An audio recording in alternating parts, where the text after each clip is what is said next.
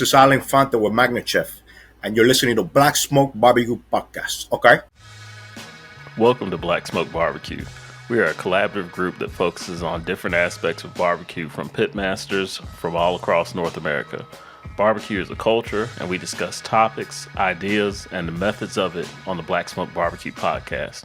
Our mission is to spotlight those lesser-known content creators in backyard barbecue, catering, food truck operations, as well as the African-American experience in modern-day barbecue. Sit back, relax, listen, and enjoy the show. All right, welcome back to the Black Smoke BBQ Podcast.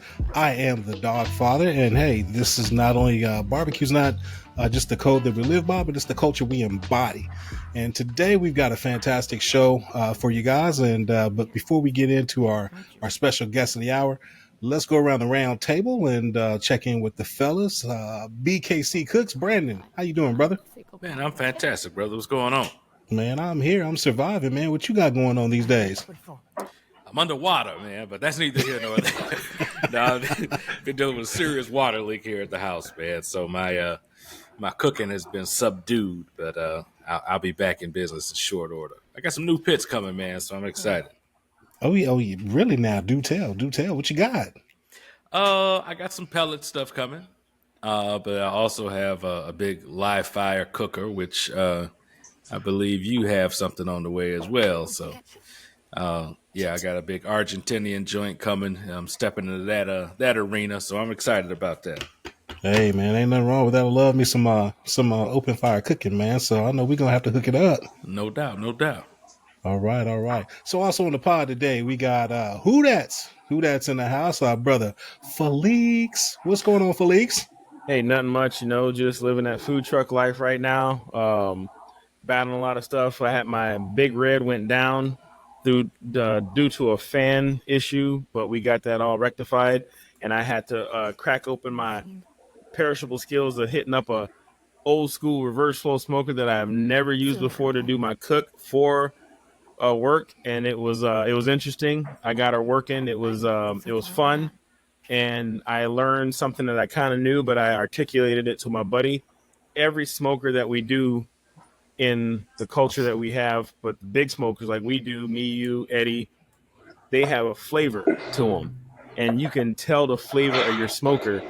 And, after cooking this food and tasting my brisket and stuff, I'm like, oh, but it was like having my brisket with someone else's, like, flavor, like, because that's his smoker flavor, and I did my process and I did everything seasoning right. And everyone wanted to know how it tasted. And I was like, it tastes like it got cooked on his smoker, So that was kind of interesting to actually, because everything does on mine, but it was cool. But we're doing good out here in Florida, in Central Florida.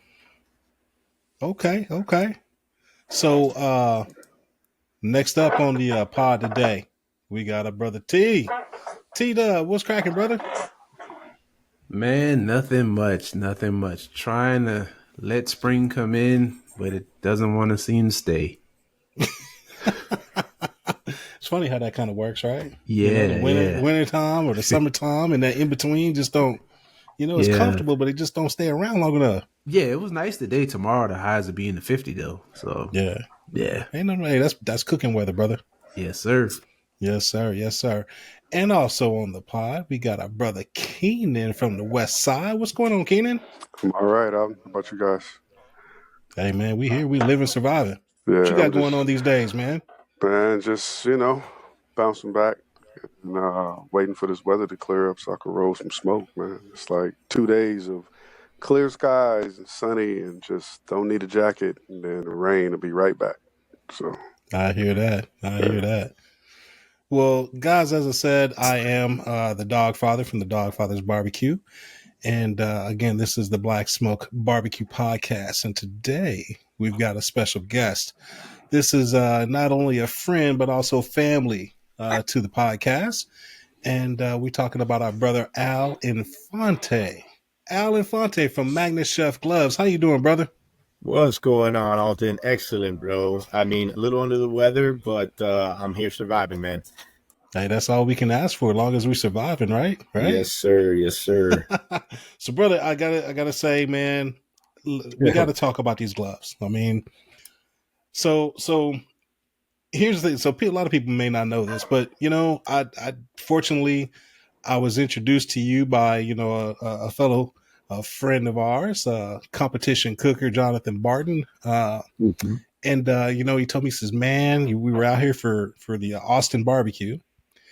And Yep. he said, "Man, there's this guy over here that's got these awesome gloves, dude. You've got to check it out, And I'm like, okay. So we come over there, and I met you, and man, we hit it off from jump, and just chopped it up and had a great time. And little did I know how special these gloves were going to be, And I got these Yeah, gloves, and I brought them. These are the OG gloves. You got a that's couple of right. models out.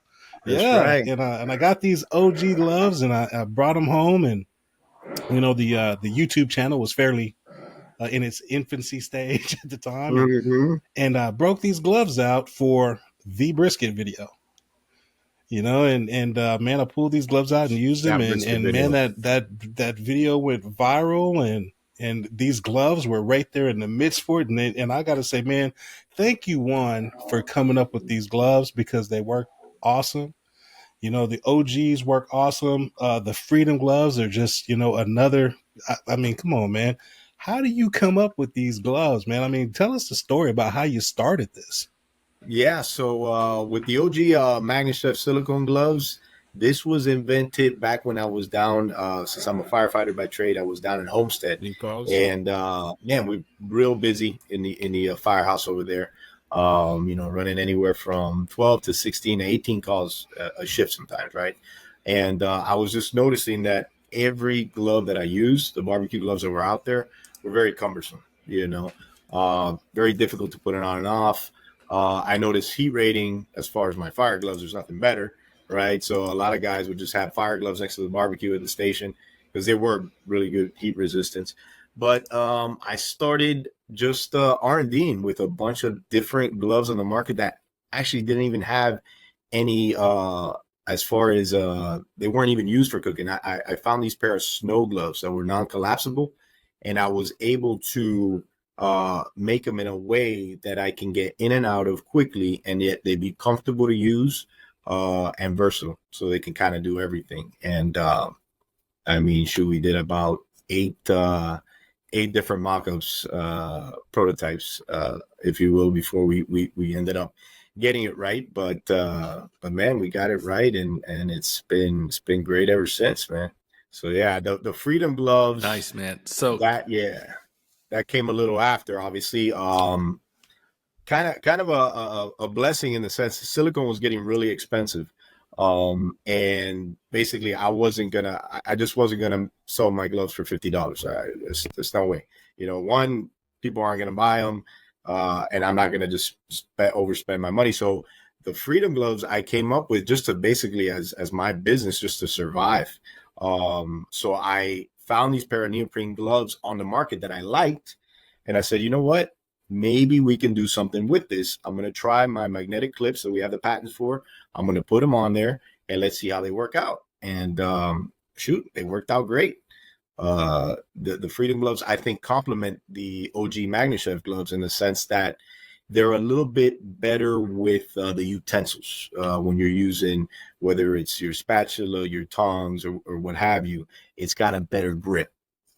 The MagneChef gloves, great silicone gloves, awesome for using on your brisket, pulling pork, doing stuff like that, getting the skillet, handling the charcoal, whatever. But I think the Freedom is just complements the MagneChef perfectly. And shoot, it's a great little union between both of them. that's good stuff, man. Al, I'm a retired firefighter. I did it for a little over 20 years, and like you, I Nice, was man. Thanks for your service. the cook. I was the firehouse chef. Oh, thank you, man. Yes. Yeah. So I know you said that you would often have your turnout gloves, next to your barbecue pit, stuff like that. Mhm. What about those gloves inspired you to make the MagneChef stuff that you're making now? So Yeah, I wanted to do two things, right? I wanted to basically solve a problem that I felt was out there, in that there really wasn't anything great in the market. I found our turnout gloves, the heat resistance was phenomenal, right? I knew that, okay, I may not get the heat resistance that our fire gloves have, but if I can make it non-collapsible, thicker silicone, right, than what's previously made, and then make them comfortable and easy to slide in and out, then I kind of got something here, right?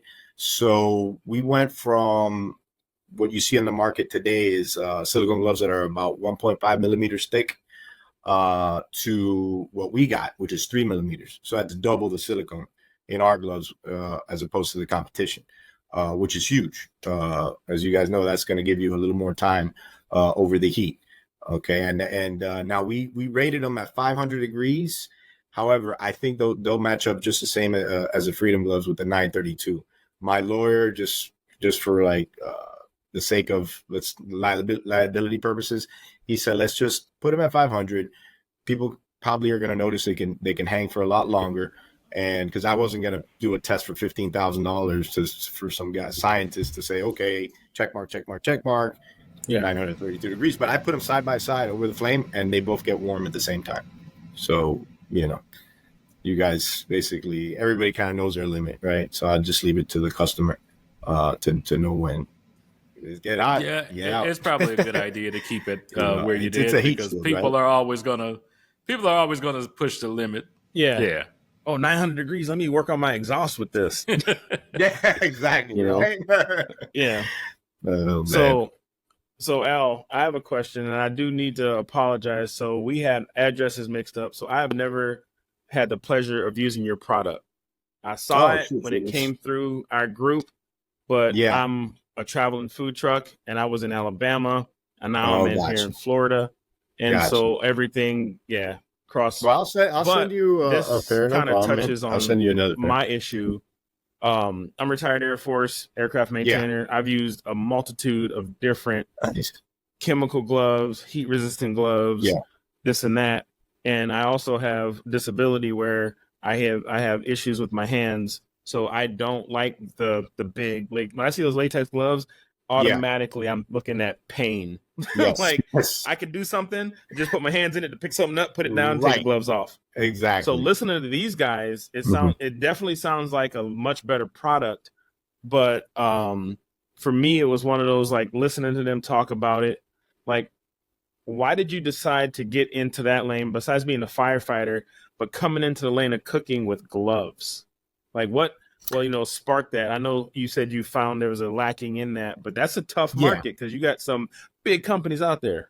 Yes. Right. Well, I will say I've had a lot of ideas before, right, in the past. However, I never really, went after some of those ideas in the different spaces that I came up with these problem solution things. But I found that I did have a passion for cooking. And I said, you know what?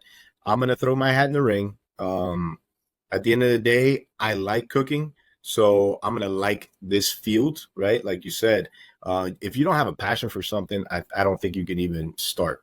And if you do start, you're probably not going to finish because you're not going to have what it takes to go through the finish line, right? A lot of guys in companies that they just said, hey, I got a good idea, I'm going to throw my hat in the ring. They won't finish because if they're not passionate about it. So I always tell people, because I have friends of mine that come up to me and, hey, man, I got this idea. What do you think? I'm like, I think it's a great idea. Are you passionate about it? Well, no, I just found a way to make money. Well, then you shouldn't do it, man. Because nothing good is going to come from a place that you're not passionate. I mean, you guys know, man, you guys been cooking for a while now. Like, it's not easy. It's an art and it takes time. And you put your blood, sweat, and tears there, and you do what you need to do, but you love it. So it's for you guys, it's not work, and that's how I feel. It's not a big deal for me to go to a competition or something. It's something I love to do, and if I'm there and I'm talking to people and I'm seeing the reactions on these comp cookers' faces, like Alton, when I saw you out there and I saw all these other guys, and And when they were using my product, man, the goosebumps I get, because they feel that hurt that I had, that I found in the market, that I was like, dude, this can be better. There's something that needs to be done, and there's something, and this is, I think, a good solution. And not for everybody. I get it. There's some novice out there that might say, oh, that's a gimmick because it has magnets. Well, fine. I don't, but people that like quality, I think they will enjoy the gloves, and I think they'll find good uses for it. And that to me means more than anything. And growing it slowly and every year has gotten better. So that's why I'm sticking with it, because I feel that I'm helping out a lot of people in their barbecue, whether it be the weekend warrior on the barbecue or smoker, or that comp cook. That to me means everything. And see right there, that part of your story, you're a fireman, you had an idea, something that you are versed in with your turnout gear, and you took something that rolled it into something you're passionate about, which is cooking, translates to people like us, which also helps translate it to customers. Because when I look at things, I definitely go toward, small business, local, made in America, and find out something about it, and I'll definitely use it. And I do look forward to getting a set of your gloves and trying them out, because even though my day-to-day on my food truck, I don't, but there is an application for me, because I use a gravity-fed smoker, and it has about a 1/8-inch thick steel grate that holds the charcoal back. But wow, you have to rack it a couple times sometime to get that charcoal and everything to drop. Right. And right now I use cotton and leather, which gives me like 2 seconds of take it off, gotta go. And I have a big, like, a couple ounce hammer that I use to rack it. But then when they were talking about it, I'm like, man, if I had those gloves, I could probably get in there and actually kind of rack it out, And this weekend, when I was in tragedy, when my fan broke on my smoker and I had to transfer everything to a traditional, I literally was in there with a shovel, moving hot coals and wood into a metal bucket, tossing it into an old school smoker. Oh man, it was fun. But like thinking about that, man, I could have just grabbed them up, tossed them in, and tossed them right in. I'm like, so yes, I will definitely have to get me a pair of those. Yeah, you won't have to play hot potato if you get those gloves, man. Yes, exactly. No more hot potato. I'm gonna go ahead and send out the OGs that are gonna be coming in the end of April to all you guys. And Felix, I'll send you out both and the Freedom with the OGs. All right, I'll give you guys my new address. I think it'll work out nice for you, man. Absolutely. Yeah, they will definitely be videos, because I TikTok and video a lot of my stuff and put it on my social media. I appreciate it. Yeah, because I tell you what, Felix, those great, Freedoms, man. I mean, I use them all the time when I'm doing the open fire cooking, and I'm grabbing, burning logs and moving them around and, and all that. And yeah, these gloves work out phenomenally, man. I think you'll love them. But Al, I was going to ask you, you kind of touched on what I was going to ask you, and the reaction. I know that you get around to a lot of different barbecue competitions and, things of that nature. And I know you've been out to the Royal and one of these days I'll get absolutely out there. But anyway, I was curious how a lot of these other big competition teams and how these cooks, how they reacted to your gloves. And I'm pretty sure I know, but in addition to that, I wanted to ask, what has that been like to actually take your idea? You've got it, you brought it to fruition. You've got it tangible in hand, and now you're trying to get it to market. I mean, you got it to market, but I'm just kind of curious. Yeah. What was that journey like, getting it to market, and what are the obstacles that you've had to, overcome to, get to where you're at right now? Yeah. Getting it to market, it wasn't super easy. We had to go and just try and getting the best prices for, like I said, the silicone. And since our glove is just not only a glove, right, we have plastics to deal with, magnets. And so we all had to get everything under a certain price point so we can make it affordable to the customer. It is going to be a little pricier now when the OG comes, just because costs have gone up. It's not going to be $50, but it's going to be somewhere in the 30s, probably mid to higher, possibly, because that's the thing. These gloves will last you. I mean, we have people, I don't know if you guys are familiar with Kickstarter. It was done basically when companies are starting to make molds or whatever. You basically donate, and within a certain amount of time, you'll get the product. You're basically giving the company a loan, is what you're doing. And so we did a Kickstarter back in 2016, was it? And it takes time, over a year, finish the molds, everything, get everything going. And finally, where was I going with this? Shoot, I lost my train of thought. But basically, bringing it out to market. Okay, so we have, coming to market, exactly. So we have had some of these people from Kickstarters that have mentioned us on social media. Look at this, the same gloves that I got, and then I'm still using them. So they've lasted a very long time. So our gloves, they are a premium product, and we're just gonna have to, because that's one thing I noticed. We got to make a little bit better profit margin. So our prices are gonna have to go up a little bit. And I think now is a good time too, because our name is grown a little bit over the years, and people know our product now. So I think we can do that. I would love to be in big box stores. They, however, do take a huge cut. So I would have to get a little bit better prices on the products, and we'll see where prices go. But that would be awesome if I can do that. If we can get a few big box stores. Yeah, but even now, if you raise the prices a little bit, man, I mean, the value that people are going to be getting is going to be so worth it. And I just happen to have a set right here. That in case people are watching and they haven't seen the OGs we're speaking of. So these are the red pair. Wow, and I know you've got red, you've got green, you've got blue, red, green, black, got the black. Yep. Yeah. Yeah. And for me, being in big box stores, that issue you ran into, or you look at with pricing, I looked at it as opportunity, because I had to learn. I have a sausage seasoning company, got into mom and pop stores, then got into some smaller big box stores, and looking at that point of price. But then people are like, what do you sell it for? I'm like, I'm not really looking at the short term on dropping my price for them for wholesale. But if I get into Runnings or Cabela's, I'm looking at volume over time compared to that, price here and there. Because if you give them that product, especially with your story, being a firefighter, American-made product, these places will freaking run with it, because it's not barbecue sauce. It's not just this, because everything in those stores are all, I don't know any mom and pop gear. Personally, I don't. Yeah, that's what we're in right now, is the small mom and pop stores. And and that's where that would be the great next move, man. But yeah, like you said, you're right. You're even if your profits aren't great, it's like you said, you're moving volume, right? So that's where other stuff needs to also change in my company, getting more people in. And while I'm at the firehouse, we're getting gloves done and stuff like that. So everything needs to be mapped out and planned, right? So that's what I'm hoping for, man, this coming year, that we can get that going, and let's make some money, man, right? I mean, I love doing what we're doing. Sounds good. We got to make some money out of it, right? Sure. But yeah, that's how you keep moving forward.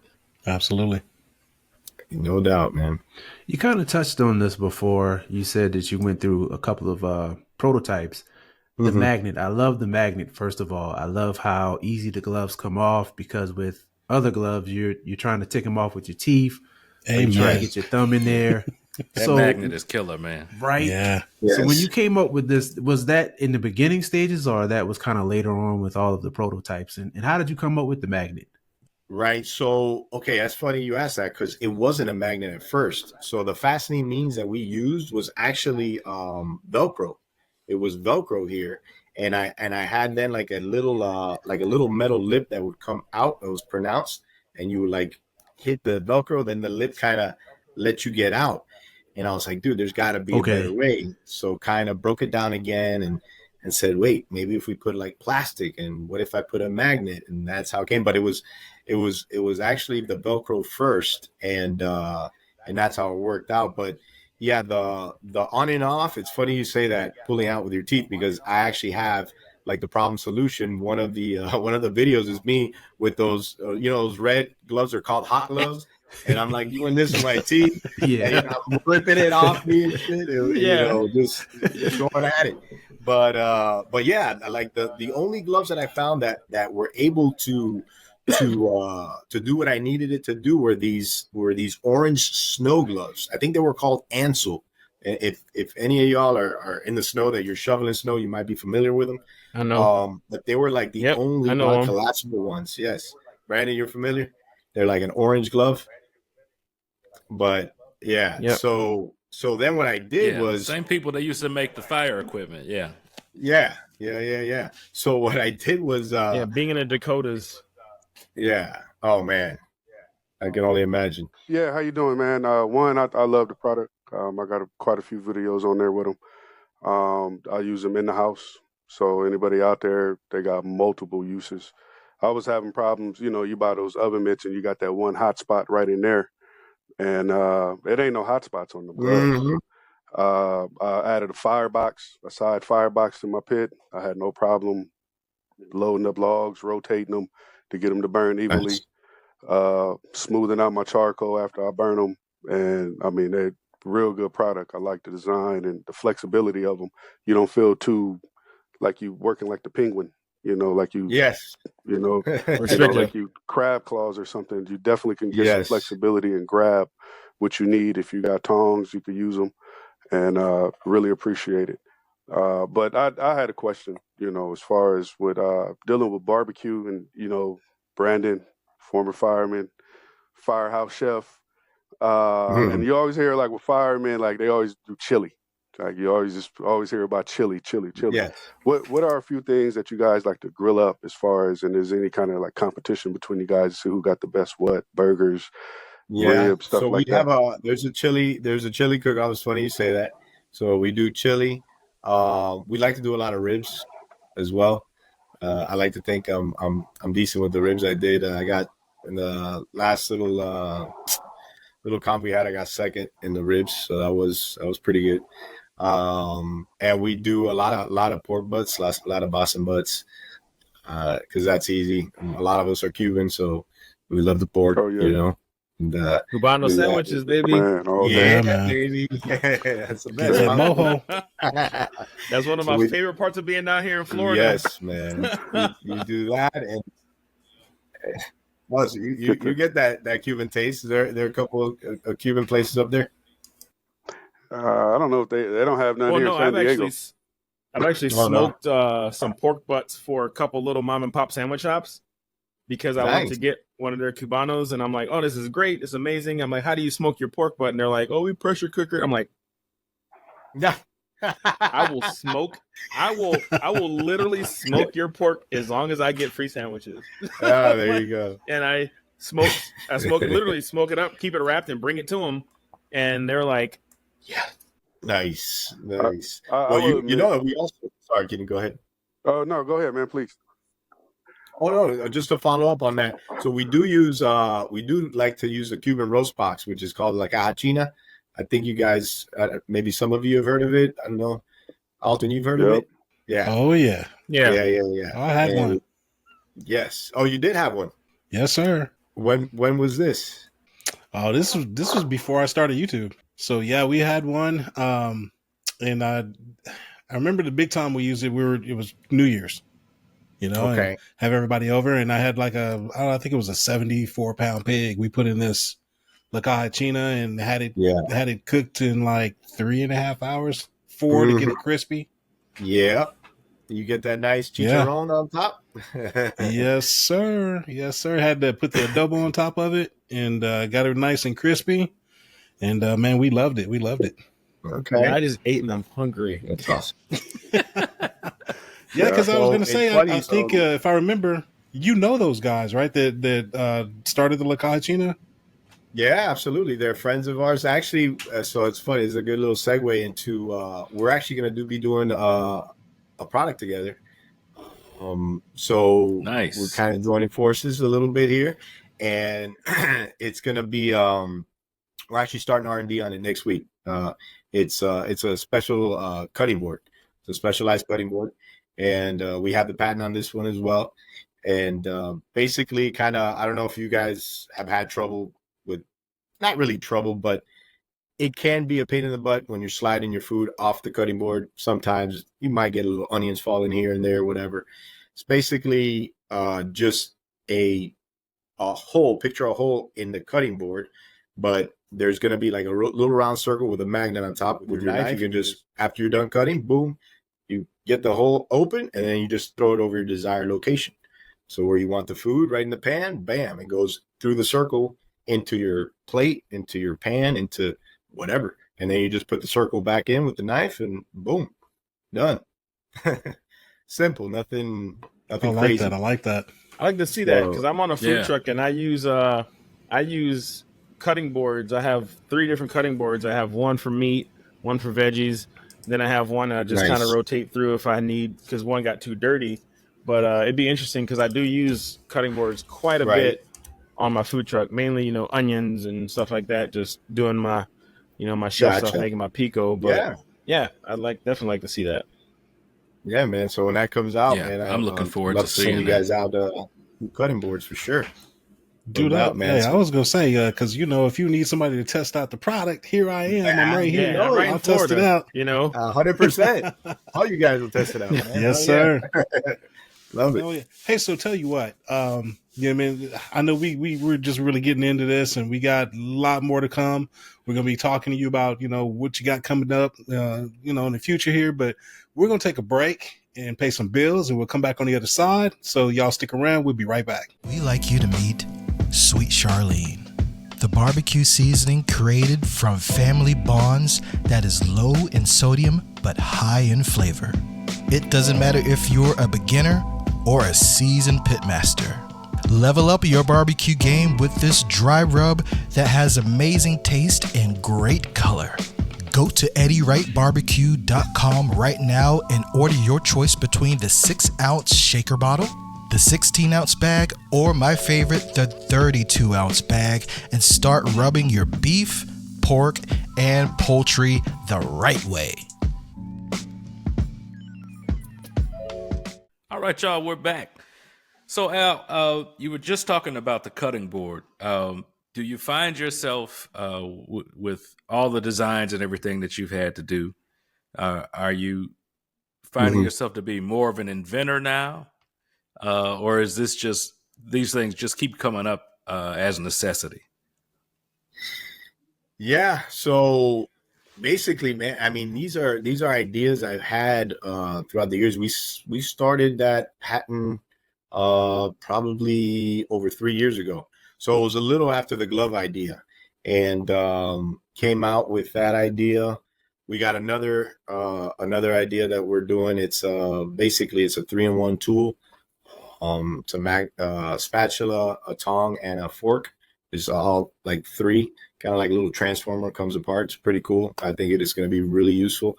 That's what I call. I mean, I don't want to jinx it, but it's the MagneChef trifecta. Getting all those instruments together with the cutting board, with the gloves. I think that also gives us a better position when we get into these big box stores. That you have a few different products, not just known for one thing, but you're known for a few things that are solid in the barbecue space that can really help people out. I always notice too, like I said, with the cutting board issue and the problem there, but I also think there's an issue when you're trying to get your spatula, and where's my spatula, and where are the tongs, and where's the fork?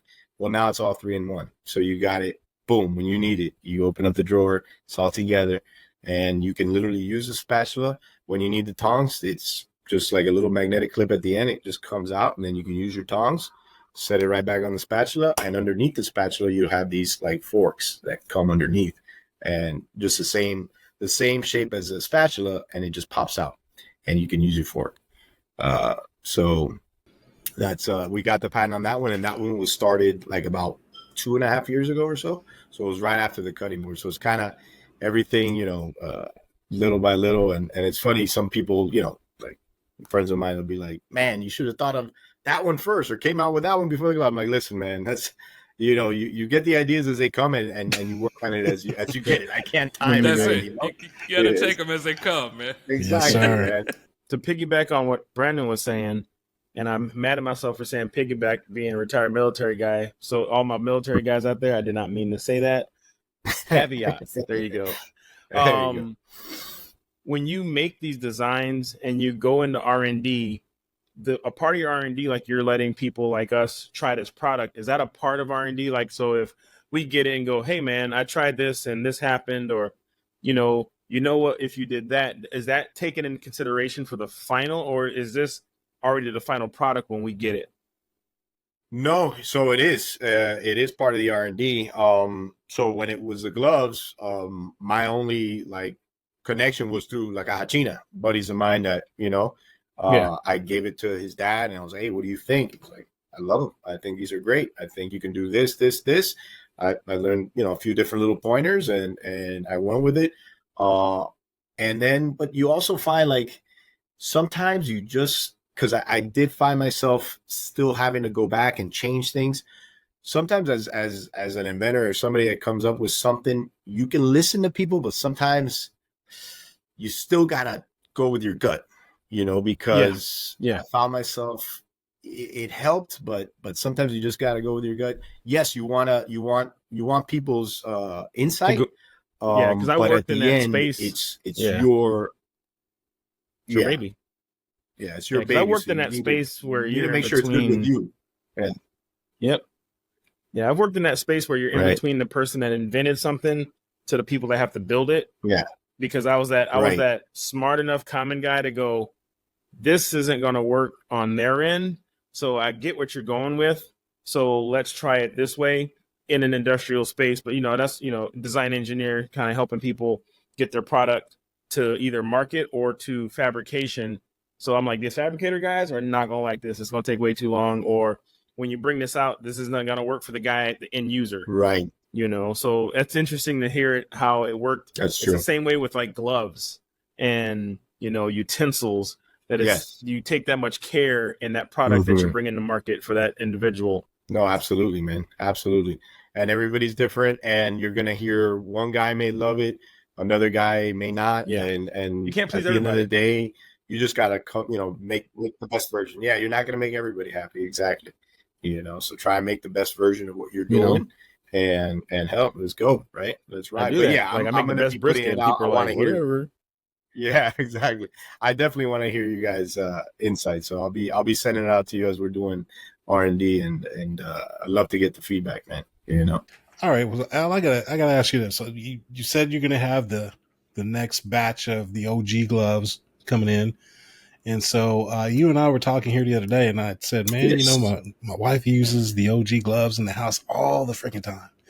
And her only thing was she just wanted a pink pair. We talked about that. You did the pink for the breast cancer awareness and and all that. So it just leads me to ask. I mean, I'm sure probably you may do something like that around that time again, but. With the new gloves coming out, are you going to have more colors, more options? How are they changing, from what the OG was? What are we looking at? Yeah. So, a lot of people may not be happy with this, but we're going to go with black right now. We're just doing black, only because it's just simple.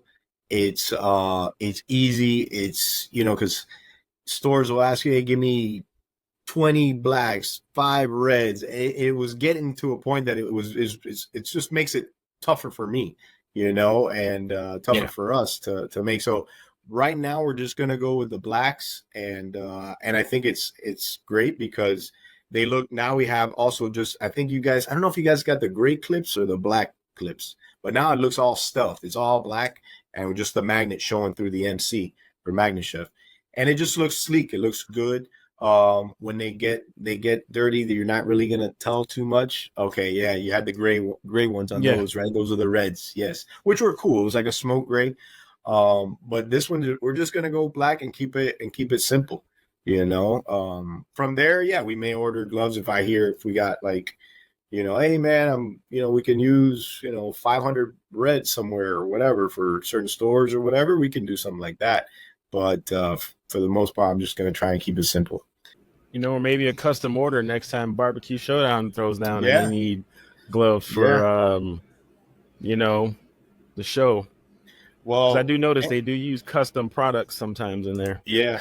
Well, that's what, it's funny you say that because we're going to be doing at least more like pad printing. Like we have Freedom here. So we can do maybe like private labeling on both our Freedom glove and our MagneChef gloves. So you could put anything with a minimum order of black, 1,000, anything in white, red, or something like that. We can do that. So I think that's going to open up a lot more avenues for us as well if we do the private labeling. And nice. It'll be 5 years. I don't know why the hell I didn't think of it before, but yeah, it's like the low hanging fruit. What the hell am I doing? Well, dude, that's how it is when you invent something and you finally see it. You're like, yeah, real okay, exactly. What the hell, man? Why did it take so long? I was like, why didn't I think of that before? Yeah. Exactly. Well, I'll tell you what, man. If you happen to do another run of the pink ones at some point, make sure you let me know. Yes, got you, brother. You can even get. I'm going to throw this out there. You can even, it'll take more head work for you, but you can even get into college sports. I had thought of that, man. That would be huge because I don't know what college sports for. I thought NFL, but even that, like, I know you have to pay a premium, like, just to get in. Well, you don't want it in the NFL, then they'll wind up owning your company. Well, who cares? Yeah. Yeah, exactly, right? But maybe I sell them the whole trifecta, man. Take it off. But everybody already knows it's not even about NFL, man. It's you're in Miami, right? We know it's all about the U, baby. That's right. Well, we had, I tried that, man. And it didn't. I know I had the orange and the green gloves and stuff. Yeah. It didn't really catch. Maybe I just had to talk to somebody really high up with that and stuff. But I would tag them and stuff. And you need to get with The Rock. We need to get with The Rock. Oh, there you go. Now we need to get with The Rock. The Rock. I like that. Anybody got his cell phone number there on this podcast? Let me give him a call. Yeah, I don't have it on this phone. It's on my other phone. Yeah. It's in the food truck. I had a question, if I may, real quick. You talk about how you're inventing and all that. What exactly is your education background? Like, is it in engineering? You just like to draw, just like to build stuff? Because the product sounds amazing. Architecture. Yeah, man. Thank you for that. And so my background was I grew up landscaping. My old man has a landscape business. So I did a lot of like landscape design. When I went to school before I became a firefighter, I was in FIU and I went to University of Florida and I was doing architecture. So you got to do designs. You got to do a certain, it was 4 semesters you had to do in architecture to become a landscape architect to even start doing landscape design. So that's the background that I had, which I think definitely helped. So I learned AutoCAD and I learned if you look up the glove pattern on online, that's me that I did the designs and I drew it all up and did it. Yeah. So that, I think definitely, Keenan, I think that's a great question. I think it definitely helped me in that endeavor that I kind of had a little bit of that background, not necessarily the engineering, which might have probably helped more, but it still helped nonetheless. When you're doing architecture, landscape architecture, whatever you're designing, you're it's a clean slate a lot of times, right? You got this open palette, so you have an opportunity to make something better or more functional. So you basically start everything from scratch, and a lot of people, it's hard to look at the world like that, but when you're inventing stuff, that's how you kind of have to do it. Look at something from the very from its infancy and basically erase everything else that you knew about it to get a fresh perspective on how you can make it better for people, right? Yeah, man, that's where that passion come in, man. Respect on that. Absolutely. Man. No doubt, bro. I like it. Thank you, man. Heck yeah. And you answered the question because, Keenan, I was thinking about that because I'm a CAD guy. I went to school for it after I retired from the Air Force. And I'm in my head, like the whole time you're talking, I'm thinking of having to sit there and design a glove or CAD out, do out a cutting board on CAD, and stuff like that. I'm like, man, the whole time I'm here building, on my off time working, I'm working on like crazy grill designs and, stuff like that. And I'm like, man, I could have been doing some cool stuff. That's nice. I like to hear that. Right. That is cool as hell. Well, I did the 2D CAD. It was really old school. I didn't do the 3D. So now they have so my engineer, it's like Rev. I did Rev, SolidWorks, and AutoCAD. Yes. Yep. He SolidWorks said, my engineer was like, dude, this is the biggest file because it's so organic. The glove has so many, like I said, it's not just those. It's got a lot of different angles. He's like, every time I pull your damn glove up, it takes like 5 minutes, processing. He's like, I'll never do this again. The VA built me a laptop just to run SolidWorks. Oh wow, man! And it was insane. Yes. No, it's a badass program, and he did amazing. I mean, I think I told you often that I had like 4 or 5 different engineers. 2 or 3 of them said it wasn't even possible to come up with a glove like this, and then a couple that said we can do it, but you don't want this to be. You're making it too resistant to break down. People aren't going to buy it. We're gonna like, well, then what am I doing here? Well, you want to make a product to make money on so they can come every year or 2 and buy another one. I'm like, well, no, I don't. Actually, I want it to last. They're already in there. And this was the only guy that said, hey, I'm going to make this thing. See, you got exactly. Yeah. There you go.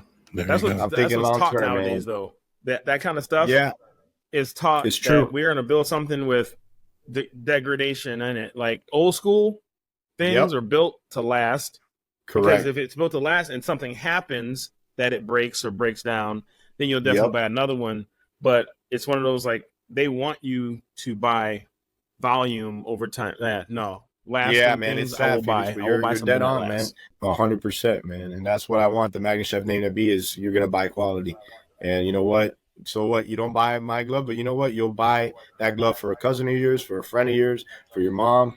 And that's what I'd rather have, I'd rather have that than what's going to happen is they're going to buy 5 pair of crappy gloves and then see what they paid for those crappy gloves, and then eventually buy your glove. Exactly. Because it happens.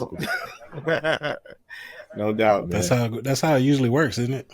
Yes. So I got a question. I like to ask business owners this. During the pandemic, did you see a shift in purchases, and coming out of the pandemic, how have you kind of handled that? Are things kind of different, kind of the same? Yeah, so it's funny you say that. The pandemic actually, our when people were home, our business went. I mean, we were at the warehouse every day. We were doing well. It sucked what happened, obviously, but yeah, you're getting more people now. I can't get that steak in a restaurant. I'm going to be cooking that steak at home, right? They couldn't go out, so we definitely saw a big uptick in sales, which was good for us. Then it dropped down a little bit, but it came back up. I think what's happening now is that people are being able to budget themselves, and they're now going out and they're buying stuff little at a time, not like it was in the pandemic, but steady. It's been steady. Right. The mom and pops are still buying, which is good, and so, but yeah, I think there was a big uptick in 2020 when I think it was right after I met you, Alton, at that barbecue Austin. I think it was a few weeks later that we got that the COVID came around, right? And the shutdown started happening. Yeah, that was March. Yeah, that was in March that year, I think, in 2020. Yeah, man. Yeah. So it was soon after, man. And yeah, it really had a big uptick. And now I'm just hoping that, let's see, a lot of people, are forecasting possibly a little dip in the economy. Who knows? Election years always have dips and then they'll go back off. So, I'm hoping. Yeah, absolutely. Yeah, a lot more people are cooking at home these days too. Yep. Yes. Yeah, yes. And also with that, talking about cooking at home and all that and upticks. Well, hell, now you got like the big explosion with the open fire, live fire cooking. People are wanting to get out there and do all of that stuff. And And I'm no different. I like to tinker around with stuff like that, and it's been well documented here on Barbecue Boulevard. We got a lot of different cookers and whatever, and so we have been adding some live fire pieces and playing around with that. And I'm jealous of you, Al, because you're right there, man, in the heartland of all the fantastic meat markets with the Argentinian meats. And so I've been talking to some people out there, that are selling the cookers and I ordered some meat, from out there, whatever. And man, I got to tell you, I can't wait to see your products being sold out of those stores, man, with these big, live fire cookers that they're selling. Cause I think that's going to be a fantastic market for you. I think it really will, man. I'm glad you hit on that, Alton, because honestly, we've been slow rolling with them. We got to get out to these stores and to these guys. I'm just waiting on the OGs to come in now in April, and I'm gonna be headed out there, man, because that's a whole nother market. That's a big market, and it's something that they're gonna find useful for them. They're doing that outdoor cooking, man, and they're moving the logs, they're moving all that stuff, and they're gonna. I think they'll find the gloves real handy. And I think both. I mean, I don't know. Do you guys think one glove is better than another for that outdoor cooking? One will do better than another? I mean, what are your guys' thoughts? What if I just had a really literally out the box in the box thought for you? Yeah. Instead of selling your glove to the store, what if when people buy those grills, your gloves came with that grill? That's kind of what I was getting at. Like your gloves just come with the grill. Like that, your gloves, like you get the grill, your gloves come with the grill. So you're not even having to worry about the big box store. You were dealing with the company selling that grill. And every time, because how you always get the stupid little tools when you put your grill together that never get used again. But those gloves will be in that box. And they get these set of gloves that, hey, this is our the gloves we recommend you use with our live fire wood. Oh man, that's huge, man. That's a great idea, Felix. That's a great idea. So maybe that should be that pitch. That should be the pitch of, hey, you need these in every grill you have, man. And you can tell people, hey, you're gonna get the fire gloves when you're doing this. You're gonna be taken care of, right? Something like that. That would be awesome, man. You're right. I think it's a great idea. For real. And then it just be easier for me logistically to just ship to that one company that's already boxing them, and they're just basically putting them in that box. Yeah, and that's the way I think it. Like you just take things down up to the next level, or you cut out the issues. Like, what's the easiest way to get your product to the customer? They're already buying this $800, $500, $1,000 plus grill, and it comes with, so that markup on the grill will not be noticed because they're already paying for it. So you already know it's going into the hands of people that want quality. Correct. And then when they have those gloves, they have those gloves and they go, you know what? I should buy my brother, my cousin who has a grill who didn't come with these gloves. I'm going to buy him some gloves. There we go. Or buy him a grill that come with the gloves. There we go. Come to my website, go to the Amazon store. I love it, man. That is a good idea, Felix. And you know what? I think that's going to be the route that I'll take. I think that's just a lot easier. So thank you for that, man. That's a lot easier. That's a great idea for sure. This costs you 10%. But anyway, moving on. How about a cool 5? Royalties, baby. Royalties. Cool. We got a cool 5. We're good. We're good. All right. No. On the real. First one's in the house. Yeah, I just want to say, man, like again, I'm just gonna touch on it. I really enjoy the gloves. And I'm not really associated with too many things, but those gloves, anybody out there watching is a must. Whether if you're out there barbecuing, moving your coals around, your fireplace at home, it's definitely multiple uses. I mean, you could put them on a slap box with Bigfoot. So, I mean, it's definitely multiple uses, and you definitely feel protected. Wait, hold up. Time out.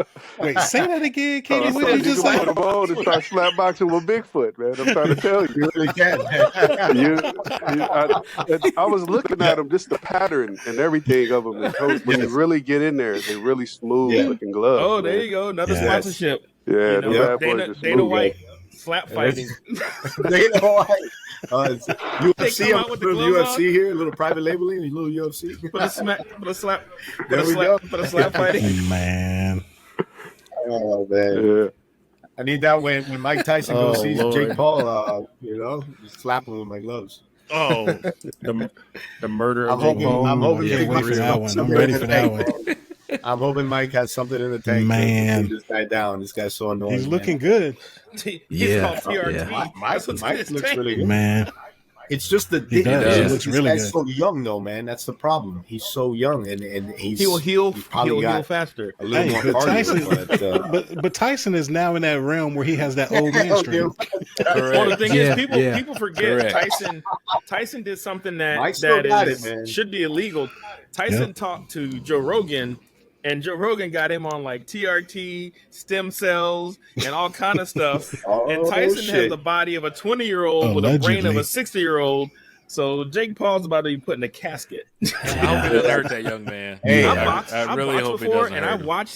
I'm watching him hitting his trainer, and I'm like, nah. Hey, look, that guy who's working mitts for Tyson, every time you see him, that dude, He's a beast. he looks mortified. Like every punch he sees his life flash before his face. And he works with elite MMA fighters, and I watched him, and he's usually calm. With Tyson, he is like ready to just. Like he's ready to run with every punch. He got hit once. Did he? Yeah. Wow. Oh yeah. Yeah, because when he gets in that zone, that's it. Yeah. Dude, that's the thing. Because, when Tyson gets in that whole, like, bing, dude, you don't know what's going to happen. I still can't beat him on the video game. Yep. So, and I know the code to get directly to Tyson on Punch Out. We got this one guy that firefighter. I think he's still with us. This guy's Sonny. He used to be a sparring partner for Mike Tyson. One time, Mike, he said, got him really bad. He was hospitalized.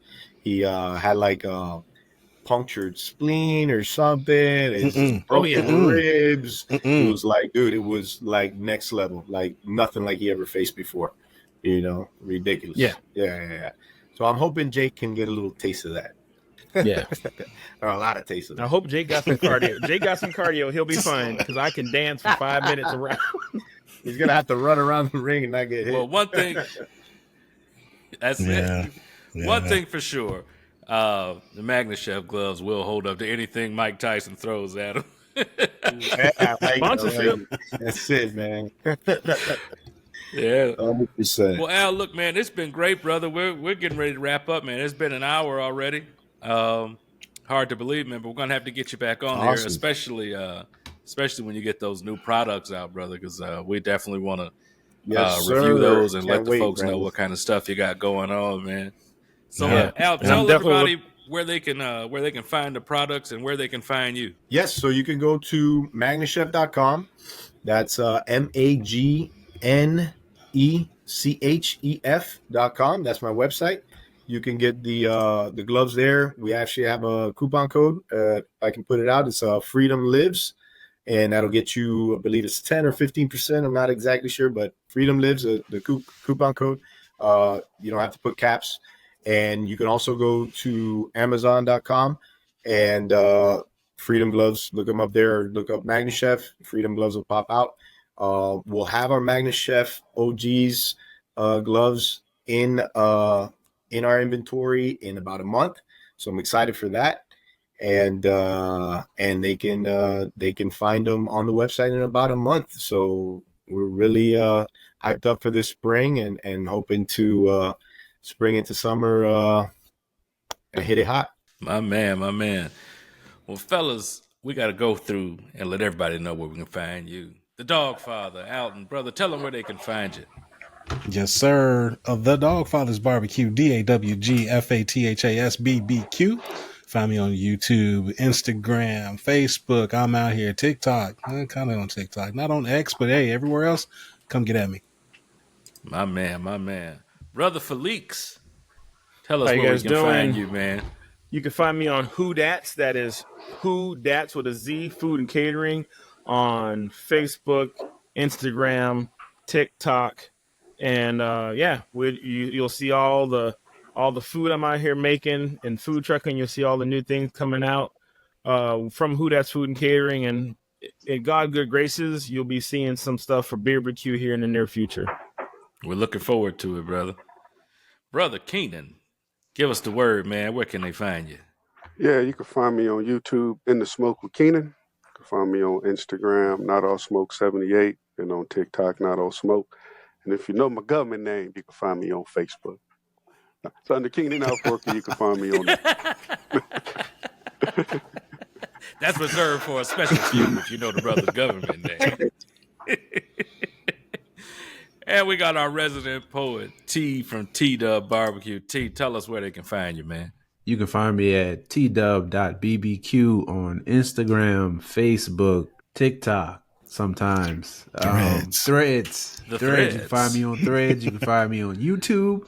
And if you're in the poetry, you can find me at the Brown Sugar Cafe. Yes, and go to the Brown Sugar Cafe. Get yourself a signed copy of T's latest book, Pain is Not Our Only Paintbrush. Y'all want to check that out, man. It's good Absolutely. stuff.